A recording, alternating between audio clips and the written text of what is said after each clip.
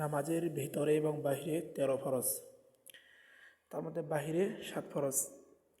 Number 1, শরীর পাক। নামাজ যদি পড়তে যাই তাহলে শরীর পাক থাকতে হবে, আর শরীর পাক না থাকলে নামাজ হবে না। 2 নম্বরে, কাপড় পাক।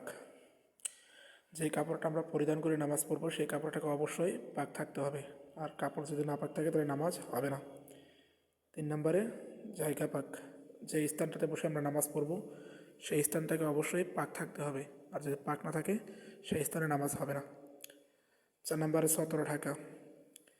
সতর ঢাকার শব্দের অর্থ হচ্ছে সম্পূর্ণ শরীরটাকে ঢাকিয়ে নামাজ পড়তে হবে, আর যদি সতর ঢাকিয়ে না নামাজ পড়ে নামাজ তাহলে হবে না। 5 নম্বরে, কিবলামুখ হয়ে নামাজ পড়া।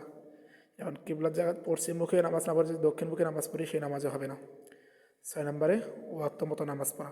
ওয়াক্ত মতো হচ্ছে যেমন ফজরের নামাজ ফজরের সময়ে পড়া, জহরের নামাজ জহরের সময়ে পড়া। এমন লোক আছে ফজরের নামাজ বেলা উঠে পড়ে এবং জহরের নামাজ আসরে আজানের সময় পড়ে, সেই নামাজও হবে না।